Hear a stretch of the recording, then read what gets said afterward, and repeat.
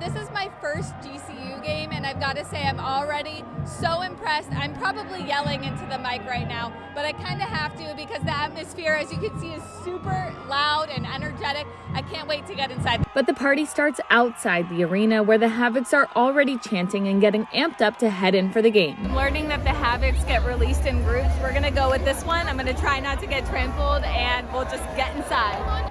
The groups are not random. Students that camped out for tickets, that's right, camped out, will receive the highest priority to rush into the game, and they're differentiated by wristband colors. We slept in hammocks. So what about school? Yeah. Sometimes we sacrifice it for good seats, and it's worth it. Two of the Havoc leaders told me that as soon as the national anthem ends, that's when everything really begins, which at this point I couldn't imagine things getting any crazier, but they sure did.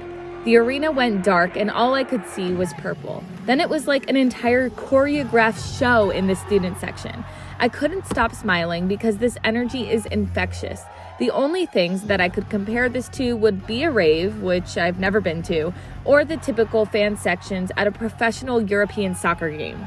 And honestly, the Havocs may give even them a run for their money. This show went on for over 10 minutes before tip-off, and I talked to fans that traveled from New Mexico to cheer for the Aggies, and even they couldn't believe their eyes. The game hasn't even started yet, and I've got to say, this is already the most explosive college basketball environment I've ever been a part of. I'm almost like nervous for when the game starts. Like, I feel like it's going to be wild.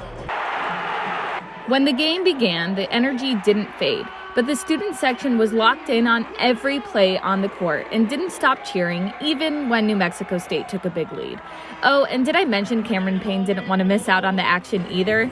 During timeouts, the show would continue in the student section with more choreographed routines and even crowd surfing races.